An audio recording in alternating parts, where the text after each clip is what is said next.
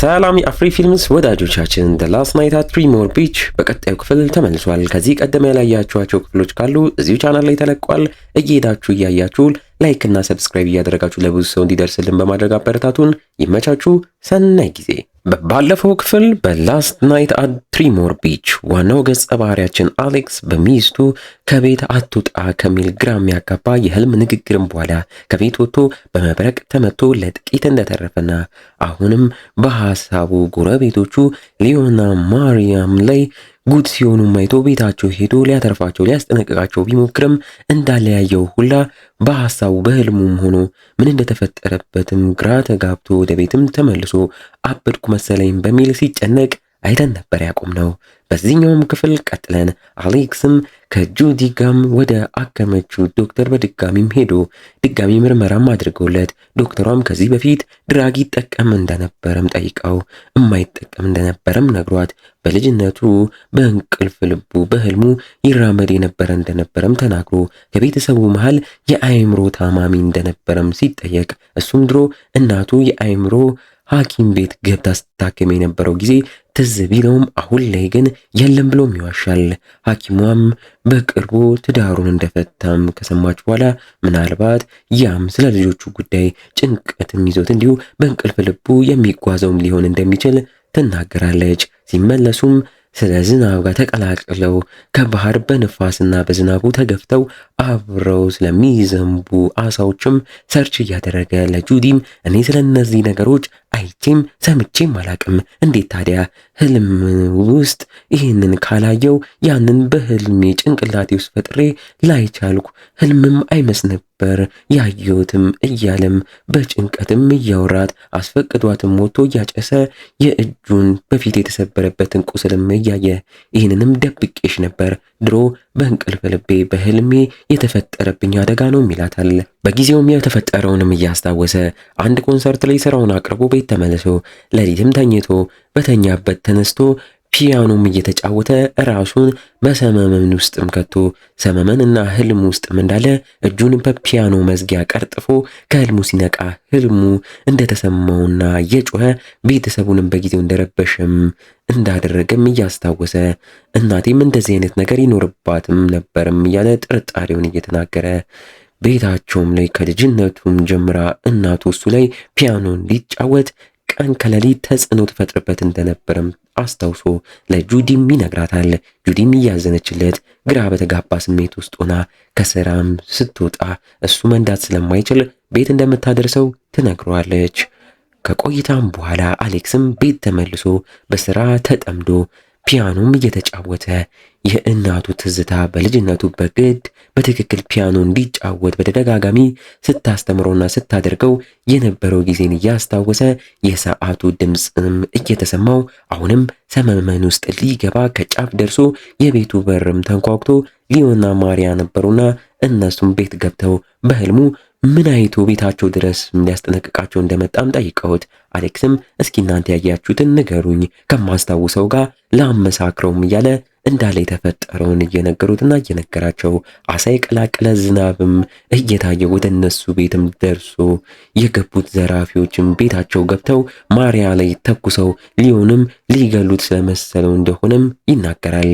ማርያና ሊዮም በግርምት እየተያዩ ምናልባት ባለፈው ስለ ዝርፊያ ራቱ ላይ ስላወራን ይሆናል ይህን ያሰብከውም እያሉ ሊያረጋጉትም እየሞከሩ ዛሬ ማታ ጁዲን በተገኘችበት ተሰብስበው ወጥተው እራት ለመብላትም ቀጠሮም ይይዛሉ።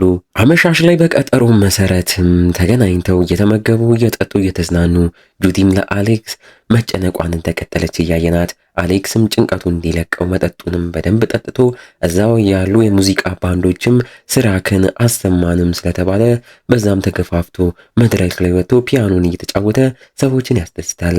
በነጋታው ጠዋት ባህር ዳርቻ ላይ ከሃንጎቨሩ ከጁዲ ጋር እየነቃ ከአባቱ ስልክ ተደውሎለት ፓውላ ስደውልልክ አላነሳክም፣ ልጆቻችሁን ወደዚህም እየመጡ ነው፣ እኔ ከኤርፖርት ልቀበላቸው ነው ቢለውም አሌክስ ግን ራሴ ይቀበላቸዋለሁ ብሎ መልሶለት ለፖላም ደውሎላት አባቴ ጋር ከመደወለሽና ቀጠሮ ከማስያዝሽ በፊት እኔም ማሳወቅ ነበረብሽም እያላት እሷም ለ10 ቀናት ግሪክ ላይ ስራ መጥቶባት እዛ ልትሄድ ስለሆነ 10 ቀናት ብቻ ልጆቻቸው እሱ ጋር እንዲሆኑ አስባ እንደሆነም እየተረዳን አሌክስ መንዳት ስለማይችል ጁዲን ማስቸገርም እንዳይሆንበት እየጨነቀው ኤርፖርት አድርሰው ልጆቹንም ይዞ እንዲመጣም ጠይቋት እሷም በደስታ ተስማምታ ይህም ማለት ግንኙነታቸውን አንድ ሌቭል እንደሚያሳድገው እየተናገሩ ይሳሳቃሉ። ጉዞ ወደ ኤርፖርትም እያደረጉ ለልጆቹ ስለሷ ምን እንደሚል ግራም ገብቶት እሷም በስራ ማቃት ጓደኛዬ ናት ብቻ በላቸውም እያለች ነገሩን ቀለል ታድርጓለች።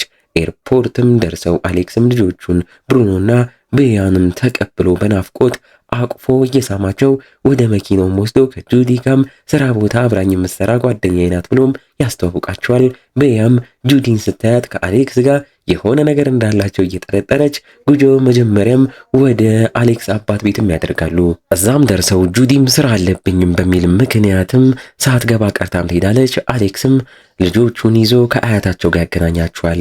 እንደገባም ድሮ በህፃንነቱ ፒያኖ የሚጫወትበትን በእናቱ አስገዳጅነት ፒያኖ የሚጫወትበትን ፒያኖም እየተመለከተ ትውስተውም እየመጣበት ከአባቱ ጋር ብቻቸውንም ተቀምጠው እያወሩ ከሰሞኑ የተፈጠረበትን በመብረቅ ተመቶ ሆስፒታል እንደገባና ይህንንም ያልነገራቸው እነሱን ማስጨነቅ እንዳይሆንበት እንደሆነም ሲናገር ቤያም ሰምታው አሁን ሰምተናልም እያለች ለወንድሟ ብሩኖም እየተናገረች አባታቸው በመብረቅም ስለተመታ የሆነ ሱፐር ፓወር ከዚህ በኋላ ይኖርካል እያሉ እየተቀላለዱ ቤያም የስልኳ ቻርጀር የጁዲ መኪናው ስለረሳቸው እሷ ይዛላት እስክትመጣ ሌላ እዚህ ካለን በሚል ከብሩኖ ጋር የድሮ የአሌክስ እቃዎች የተቀመጡበት ክፍል ገብተው ይፈልጋሉ። ቤያም በመሃል የአባቷ የድሮ ሮራ ኢስቴሪሊያ ተብሎ የተጻፈበትን ስራም አግኝታም ስታየው አሌክስም ውጪ ከአባቱ ጋር ወጥቶ እያጨሰ መብረቁ የተመታበትም ቀን የተፈጠረውን ከመውጣቴ በፊት ጁዲ ከቤት አትወጣም ስትለኝ በሐሳቤ ታይቶኝ ነበር። ይህ ነገር ከእናቴም በሽታ ጋር ይገናኛል። ይህ በሽታ ነው እያለ ጭንቀቱን ለአባቱ ሲነግረው አባቱም አንተ እንደናትህ እንደሱ አይደለክም በሚል ሊያረጋጋውም እየሞከረ ውስጥም ላይ ቤያ ያገኘችውን የአሌክስን የድሮ ስራ በፒያኖ ስትጫወት ሰምተው ገብተው በግርምትም ሰምተዋት ኬት እንዳገኘች ይጠይቋታል። እሷም የድሮ የአሌክስ እቃዎች ውስጥ እንዳገኘች ተናግራ ማናት ግን ሮራ ኢስቴሪያ ብላ ብትጠይቅም መልስ ሳይሰጧት በቃ እንሂድም ብለው አስነስተዋት ወደ አሌክስ ቤትም ይሄዳሉ። እዛም ሲደርሱ ቢያም የአባቷ ቤት ዝብርቅርቅ ያለም ስለሆነ እየተገረመች ያዘጋጀላቸው ማደሪያ ክፍላቸውም ገብተው ያመጡትን ዕቃም እያስተካከሉ አሌክስም ቤት ያደረሰችው ፍቅሩ ጁዲን አመስግኖ ለሚቀጥሉት ቀናትም ልጆቹ እስኪሄዱ ስለማትመጣ ትናፍቅኛለሽም ብሎም ይሸኛታል። ወደ ልጁ ብሩኖም ገብቶ ብሩኖም ታዲያ ከነበሩበት ኢንግላንድ ለንደን ወደ አምስተርዳምም ከሄዱም በኋላ መጸዳጃ ቤት ላይ ሰው ከሌለ ለመጠቀም እየተቸገረም ስለሆነ አሌክስም በዛ ሊረዳውም ይሞክራል። እነሱንም አስጨራርሶና አስተናኝቶ ቀን ቢያስ ትጫወተው የነበረው ሮራ ኢስቴሪሊያ ብሎ የጻፈበት ስራውንም ራሱን አሁኑን እየተጫወተ ለቀጣይ የፊልም ማጀቢያውም ስራውን ጥቂቱን ለመጠቀም ያስባል። እኛም ሮራ የምትባለው የበፊት ፍቅረኛው እንደነበረችና እሷን እያሰበ በጊዜው የሰራው ስራም ነበርና በነጋታው ጠዋት ከእንቅልፉ ሲነቃ ጁዲም አጠገቡ ተኝታም እያያት አሌክስ ከቤት እንዳትወጣ የሚለውን ንግግሯን ድጋሚ ማሰምተው እሱም ባኖ ከቅዠቱም ደንግጦም ይነቃል። ለልጆቹን ቁርስ እያበላ ጭማሪ እንዲያመጣ ወደ ቤዝመንትም ሲወርድ እንዳለ የውሃው ቧንቧ ተበላሽቶ ውሃው ፈሶም እንዳለም አይቶ የተበሳጨ ልጆቹን ከማሪያ ጋር እንዲዝናኑ ልኮ እሱም ከሊዮ ጋም የተበላሸውን ቧንቧ ውሃውንም እየወጡ ያጸዳዳሉ። አሌክስም ይሄን ቤት ከተከራየው ቀን አንስቶ እዚህ ቤዝመንት ላይ በብዛት መጥቶ እንደማያውቅ እየተናገረ እዛውም በብሬት ኬጅ ውስጥም ያሉ የድመት የመሳሰሉ እንስሳት አጽም አይቶ ግራም ይጋባል። ሊዮም በፊት እዚህ የተከራየውን ሰው ብዙም አላወራውም ነበር፣ ለምን እንደዚህ እንደሚያደርግ አላቅም ይለዋል። ምሳ ለመመገብም ስራውን ጨራርሰው ይወጣሉ። አሌክስም ቤቱን ወደ አከራየችለት ደላላ ደውሎ እዚህ ቤት ላይ ምን አይነት ሰው ነበር የሚኖረው ማወቅ ያለብኝ ለየት ያለ ነገር አለ ወይ ቢላትም ምንም የተለየ ነገር የለም በማለት ታረጋጓለች። እዛውም ከፖውላ ተደውሎለት በመብረቅ እንደተመታክ መንዳት እንደማችል ሰማውም እያለች ለምን ቀድሞ እንዳልነገራት እየተናገረች ትበሳጭበታለች። እሱም ከነገርኩሽ ልጆቹን አልኪያቸውም ነበርም በማለት አሁን ልጆቹን አገናኝ ብትለውም ከጎረቤቶች ጋር ፈታም ሊሉ ሄደዋልም በማለት አታስቢ ደህና ናቸውም ብሎም ተበሳጭቶባት ማን ግን ሚስጥሩንም እንዳቃጠረበት ይጠይቃታል። አቃጣሪው ብሩኖ እንደሆነም እያየን ብሩኖና ቢያም ከማሪያና ሊዮ ጋር ቤታቸው ፈታም ሲሉም ውለው ምሳም እየተመገቡ ሊዮም እዚህ ትሪሞር ላይ ያሉ ውብ ዋሻዎች አሉም ማየት አለባችሁ፣ አባታችሁ እየወሰደ ያሳያችሁም እያለም ይነግራቸዋል። ብሩኖም መጸዳጃ ቤት መጠቀም ፈልጎ አጠገቡ ሰውም ስለሚያስፈልገው አሌክስም ይዞት አብሮትም ይሄዳል። ሶፍትም ስለሌለ ሊያመጣለትም ይወጣል።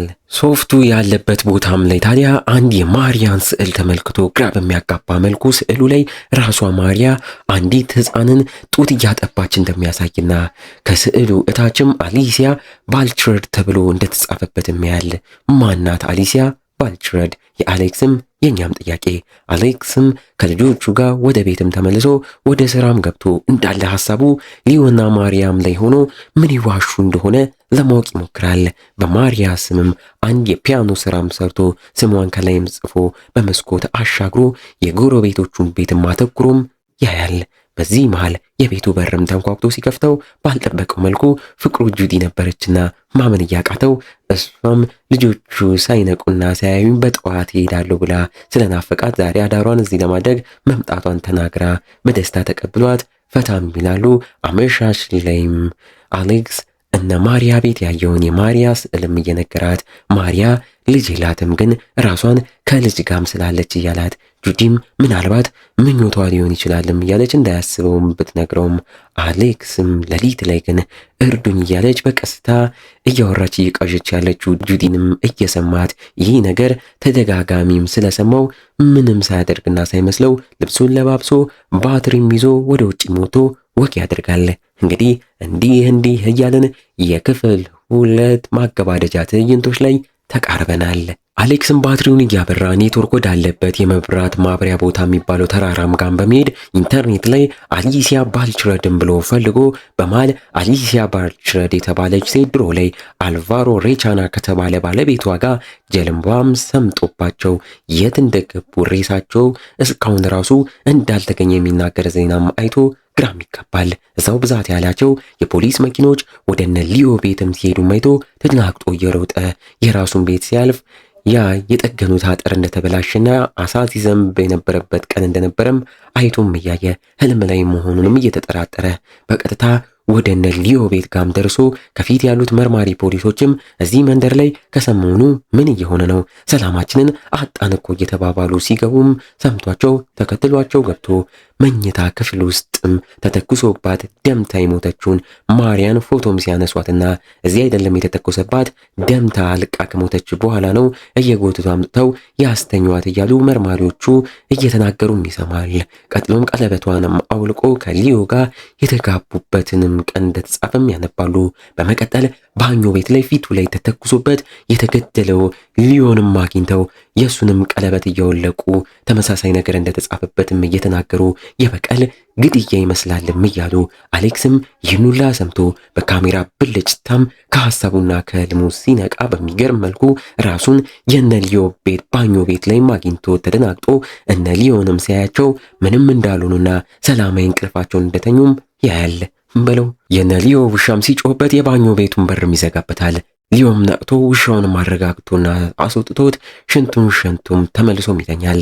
አሌክስም ተደብቆም አልፎት ግራ በተጋባም ስሜት ውስጥ ሆኖ በቀስታ ከቤቱም ሞቶ በሩጫ ወደ ራሱ ቤትም ሲመለስ ውሻው አሁንም ሲጮህበት ሊዮም ተነስቶ ሲያጣራ ከርቀት አሌክስን እየሮጠ ሲሄድ አይቶት ምንም ሳይናገር የተገነጠለውን የፊት ቤቱን በርንም እየተመለከተ ይብሰለሰላል።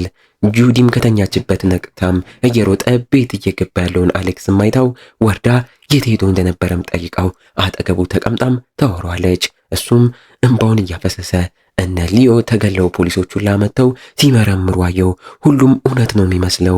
ለሐኪሞቹም ላንቺም ዋሽቻችኋለሁም እያላት ምንድነው ያሸከው ብትለውም አየር ልቀበል ብሎም ተነስቶ በሩን ከፍቶ ሊወጣ ሲል ጁዲም ተከትላ ከኋላው ቆማ ከቤት አትውጣ ከምሽቱ 8 ሰዓት ሆኗል እዚሁ ከኔ ጋር ሁን ስትለው ተደናግጦ ዞሮም ምንድነው ያልሽውም እያለ እየጠየቃት የቤቱ እሳትም ቡግ ብሎም ሲነድ እንዲሁም መስኮቱም ተበርግዶ ያቁራም ገብቶ ሲበርና ሲጮህ ሁላ በድጋሚም እየታየው እኔ ይሄን ሁነትና ህይወት ቀድሜ አይቼዋለሁም እያላት ወደ ጁዲም ዞሮ በጭንቀት አይኗን ተመልክቶም ይመስለኛል እናቴ ላይ የሆነ የነበረው ሁላ አሁን እኔ ላይ የሆነ ነው መሰለኝ ይላታል። ወዩ ምንድነው እየሆነበት ያለው? አብረን በቀጣይ ክፍል መልሱን የምናገኘውም ይሆናል። ቀጣዩ ክፍል ቶሎ እንዲለቀቅ ይህን ቪዲዮ አነስ ያለች 1000 ላይክ ማስገባት፣ ሰብስክራይብ እንዳይረሳ። እስከዛው ግን እንደ ሁልጊዜው ቸር ቆዩልን።